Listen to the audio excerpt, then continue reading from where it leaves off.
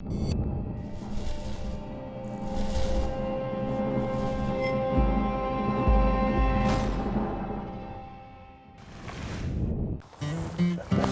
way back on the left-hand side of the pond. This week on Kentucky Afield, it's not always about the size of the animal you harvest, but the size of the hunt. Like Long Green. That's it. And we had an awesome elk hunt in eastern Kentucky. That's great. Then, don't overlook those small parcels of woods in urban areas when it comes to bow hunting for deer. Got a deer right here across the creek. And the crappie are biting on Kentucky Lake. We'll show you how to catch them. It's all next on Kentucky Afield. Yeah, we got one. Sweet. A muskrat? Yeah. Good job. What do you know about that, man?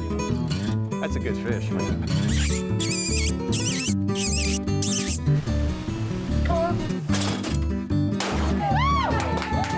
Nice male smallmouth. Healthy, pretty color. Cody, here. Find us one more good pheasant, Cody. As biologists, we catch ducks and we place bands on them. And it's just a really excellent place to see cottonmouths. I like it. What do you think? That was pretty fun.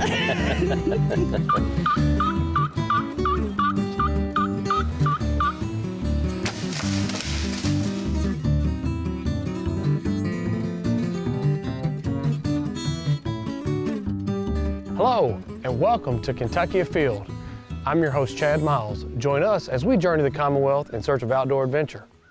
Today, I'm at Taylorsville Lake Shooting Range, and I'll tell you more about this range and others a little bit later. But first, let's go elk hunting.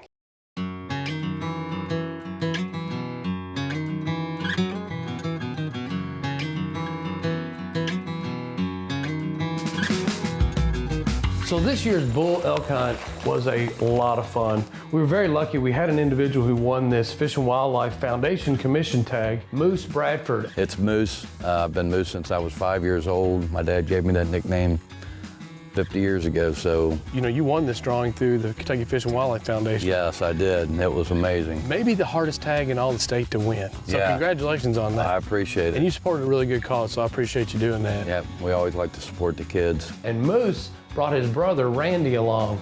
And man, what two great gentlemen to enjoy this experience with. Unfortunately, they couldn't join us for our scouting trip.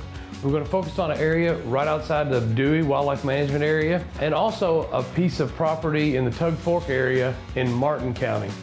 Right off the bat, we get out of the truck there on the Dewey property, and before we even get set up and get the camera ready to go, here is a 6x6 and a 5x5 standing right in front of us. Over in Martin County, we found a big waller. As it turns out, we thought this was going to be the ticket because of the heat that was soon to come for our elk hunt. Well, fast forward 10 days. Now we're in eastern Kentucky. We've got Moose alongside Randy, and we go out on our very first morning. This area that we had been planning on hunting had now received quite a bit of pressure, and wow, had the weather changed. Now we're dealing with extremely dry, very hot conditions. Our first day was really rough. Spent the entire day looking for elk with absolutely no luck. So we regrouped, gathered up, got ready for morning two. The weather was hot. We're talking about 90-degree heat. While walking through, we look up on this rock, and lo and behold, there stands a nice spiked bull looking at us. What was really cool is that this was both Randy and Moose's first Kentucky elk that they'd ever seen. We watched the animal, we appreciated what we were taking a look at, and we were hoping this was a sign of what was to come, because now we're finally seeing some elk. That evening was also pretty good. We saw elk, and we had slightly changed our location. We were now looking in a bowl that was really, really deep. We're talking about sheer rock wall sides on one side of 180 feet. We knew weather was changing. We knew our luck was going to change as well. Then came morning three. It got cooler, the rain really started coming down, and we started seeing quite a few more elk. So we decided to back out, come in, and hunt this exact same spot this evening. I'm gonna let you take a look at this and see how it all played out.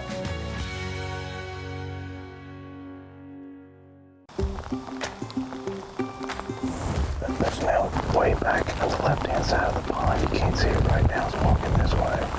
You can barely see it through the trees right there. Oh, I see one now. From that ridge, you're still 200 something yards. Its head's poking out right there. See its head poking out? I tell you what, we could make a move over there, and if anything, any elk comes down, it's probably going to be next to that one. And just give it some time and see where he goes, see how close of a shot he gives us, and we can make our mind up from there. Could get Randy too. Sounds good. We need to ease out and we walk back around.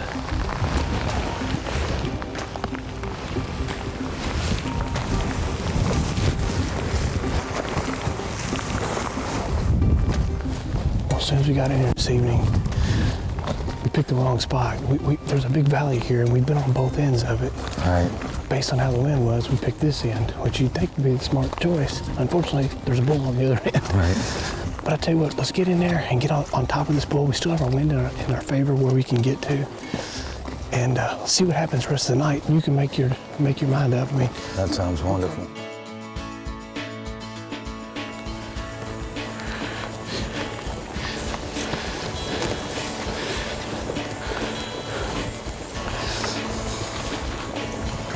we're getting pretty close now.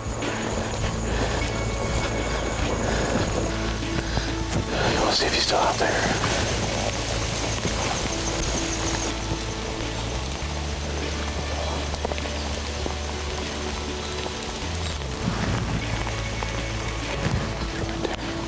So we made the move. That bull is probably 250 yards under us. There's a plateau. Right. We're going to sneak down and get on that plateau. You should close the camp 30 or 40 yards, and then we'll kind of field judge him again and decide if you want to wait it out, or take our best option. Sounds good. All right, let's ease down there. I see him now. He's looking right at us. He's standing pretty much broadside right now at 210. You want to sit down? We can wait it out and see if another bull comes out, or whatever you want to do. Let's take a shot of it. Take a shot. All right, let's do it.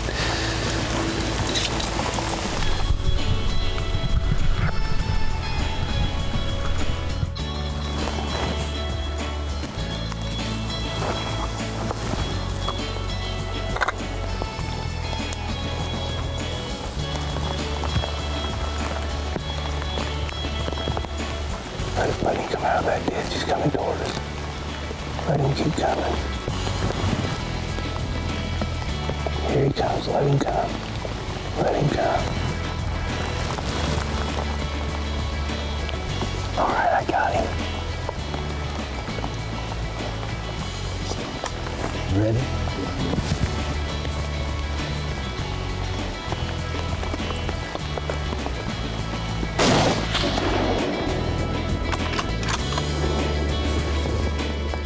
Shoot again if you get a chance. He's down. Get ready. Heads down. Hey, congratulations. Wow. Wow. That was great. Oh my God. You got an elk. Oh my God. Thank you, and thank you. It has been an Chad, absolute... that's been a hoot. I mean, I don't even know what to say. It was exhilarating to the end. You know, Perch told me one time, it's not the size of the bull, it's the size of the hunt. And we had a huge one. We've had a big hunt. We've had a big hunt. And I want to thank you, cameraman Chase, my brother Randy for helping us out. Oh man, that's the best part about it. You got to share it with your brother. That is the best part of it.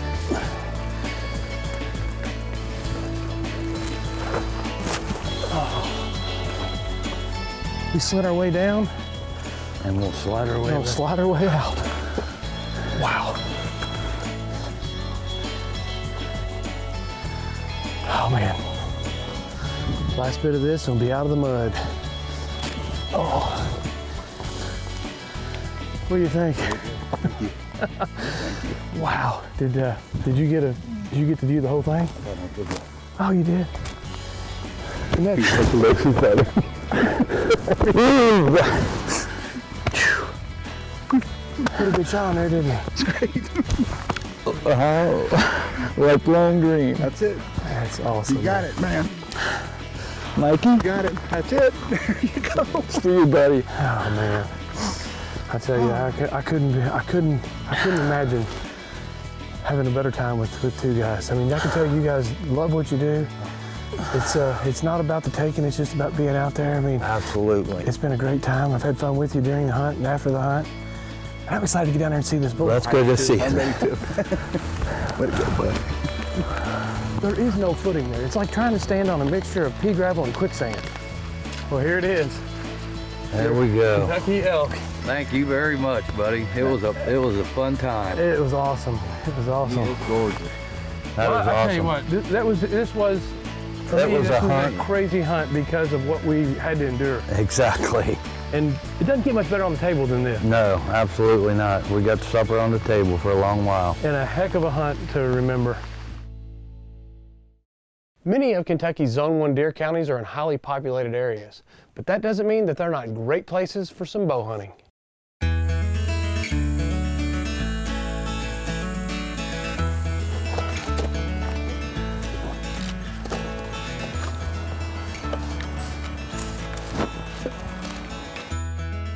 So all my favorite places to hunt, my favorite places are on very, very small pieces of property in urban areas. Got a couple deer with the bow so far this year, but I would love to help this guy out. He is having trouble raising a garden, and that's how many deer tend to come through here. So I hope to slip in there and maybe get 1 or 2 deer out of here for him today. These are always interesting hunts. They're very loud. We'll hear trains, buses, lawnmowers, dogs barking. It's all part of an urban hunt. You gotta just get in, block that out, and understand that it happens every day, and these deer are somewhat used to it. So I'm gonna get in here and see how it goes.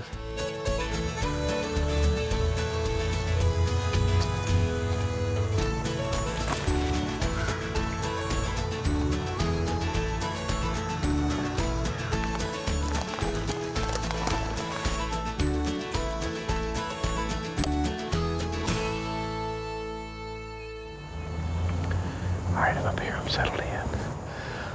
Typically our deer come from up here and walk right in to this gentleman's backyard and feed out of his garden.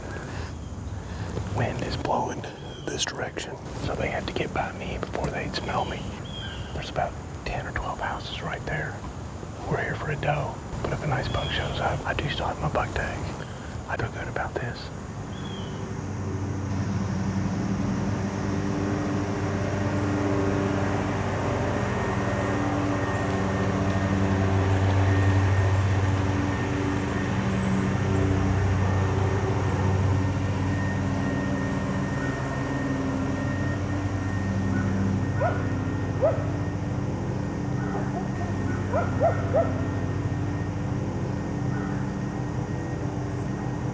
We got about an hour left of daylight.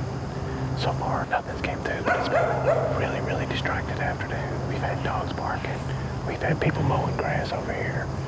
We've had homeowners out walking around. That's part of it. These deer are somewhat used to that. If you're hunting an urban area like this, it can happen any point in time. So you just gotta disregard all that and stay in there, stay quiet, make sure your wind's in your favor. You never know when it may happen. Got a deer right here across the creek. Looks like a doe.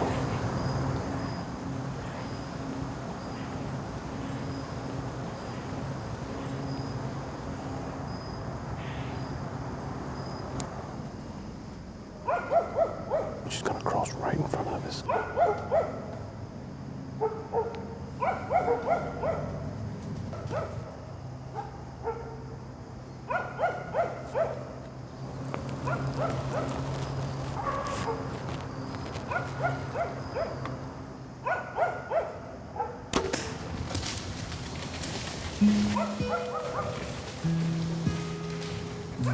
Wow, that happened so fast. I mean, that deer knew exactly where it was going.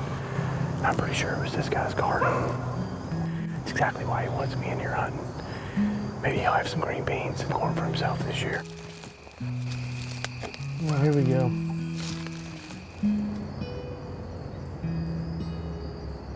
Looks like she's come out here in this field. Here she is right here. Wow, what a nice looking doe. I'm so excited to have this deer.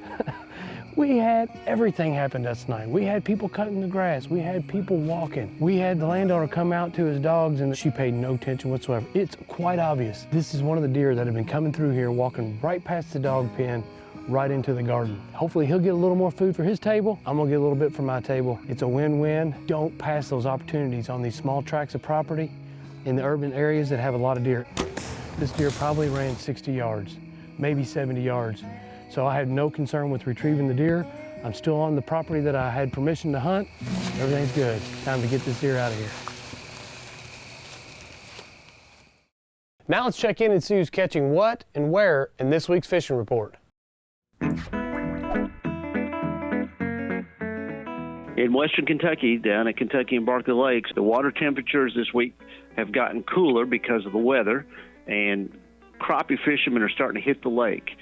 Right now, they've been out just fishing the ledges with jigs.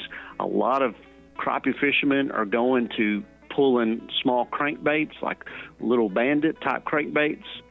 As far as bass fishing, they're still finding their fish out on the ledges. In the early mornings, you might find some up on the shallows, or late in the evenings where they're chasing shad minnows. But your best bass bite is still out there in a little bit of deeper water, fishing the drops, the humps around those secondary channels. The tailwaters has been pretty hot too, as far as striped bass, white bass, and catfish, because of this stable weather. Well, this is Paul Reister, and I hope you find a good day to go fishing. Kevin Fry with your Eastern Area Fisheries Report. October trout stockings begin late this month and will continue on into early November. You can check stream, tailwater, and lake stocking dates at the Kentucky Fish and Wildlife website. Catfishing reports have been improving with good action in shallow shoreline areas.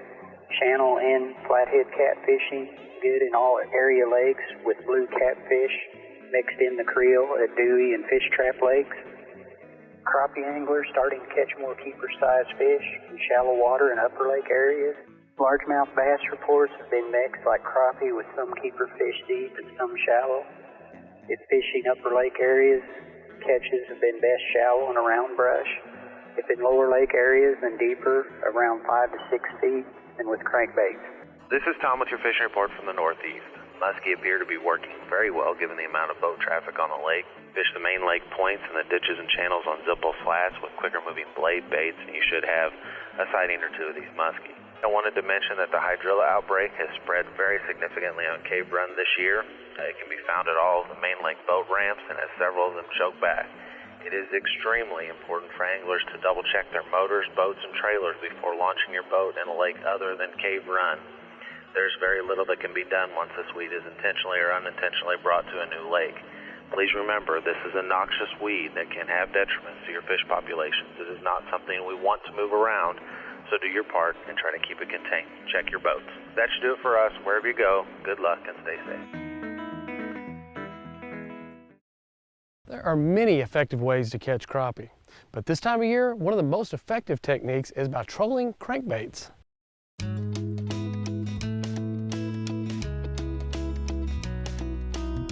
Captain Rich, nice to meet you. Same here.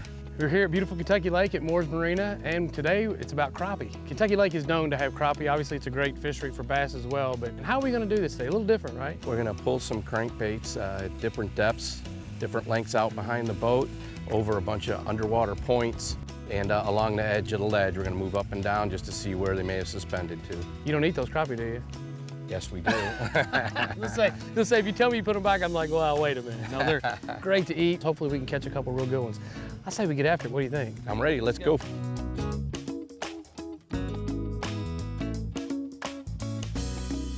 Oh, this is nice.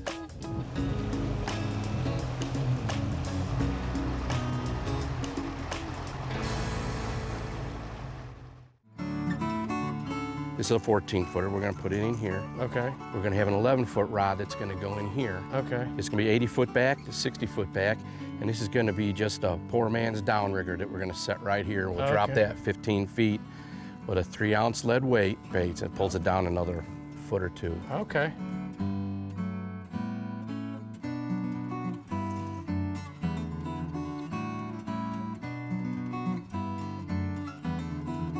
trigger part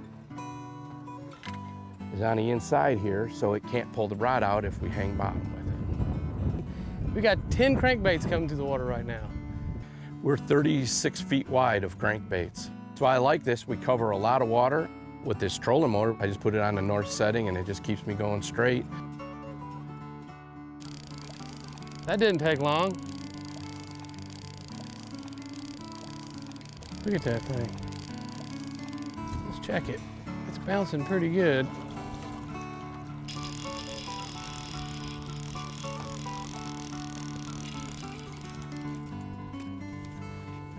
Yellow bass.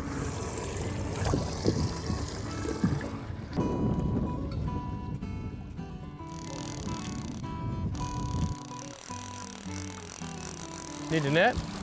I don't think so. It's another yellow bass. All right. Yellows we can just swing in. If we lose one, there'll be more of them. That's not a bad size yellow bass there now. And unconnect it. There we go. These fins right here are like needles, right up on top there. And they also have on their gill plate, you can't see it, got me. Right along on the outside there, it's like a razor blade. It will slice you. I have been on the wrong end of that gill plate numerous times, unfortunately.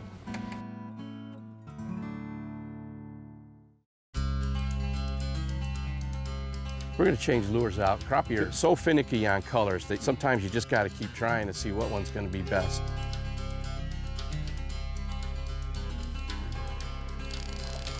There we go.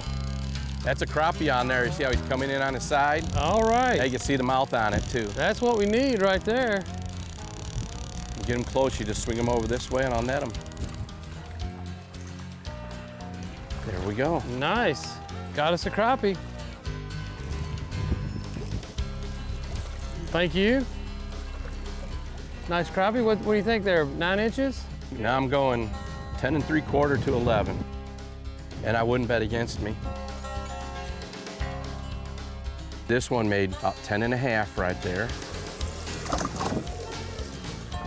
Good deal.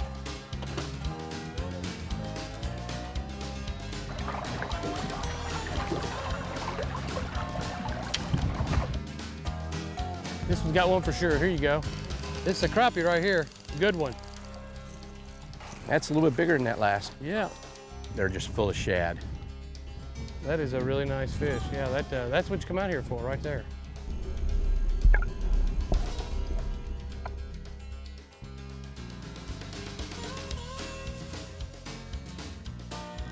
Staying down, so I'm going to guess yellow bass, but I hope I'm wrong. A little yellow, ain't it? Wow, that's a good crappie. crappie. Oh, good man. crappie. No wonder he didn't come up. Nice fish. Now that's a Kentucky Lake crappie. I can't wait to get this one home.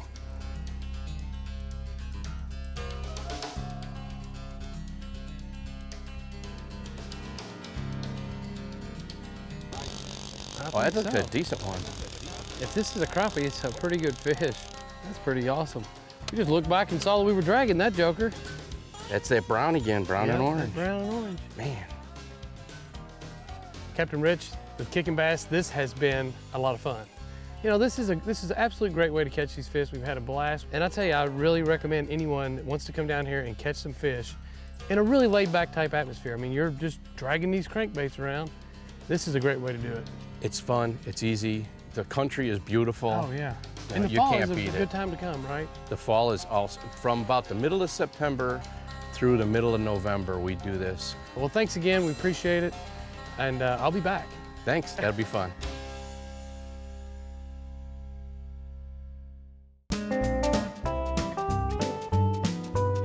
Now let's see who else is out there having fun as we check out this week's Ones That Didn't Get Away. Here we have Patrick Stevenson of Independence, Kentucky with his 19-pound turkey. Nice job. Check out this bluegill by 4-year-old McKenna Nooner from Shelby County, Kentucky. That's a nice fish. Now this is a true trophy largemouth here, a 9-pounder caught by Channing Lewis in Mercer County. Nice fish. Dryston Daniel of Harrison County, Kentucky had a nice youth gun season. He took this 8-point buck. Congratulations. Now this is a really impressive deer here by Kathy Craven of Harrison County, Kentucky. Nice job. Now check out this cute kid with this nice bass. Whitley Daniel from Harrison County caught this really nice largemouth. Congratulations. Most of the Department of Fish and Wildlife shooting ranges are 100 yards long, just like this one here at Taylorsville Lake. The perfect distance for sighting in that deer rifle. To find out more, go to fw.ky.gov and click on Maps. And remember, hunting and fishing on private property is a privilege. Always ask permission and thank the landowner. Till next week, I'm your host, Chad Miles, and I hope to see you in the woods or on the water.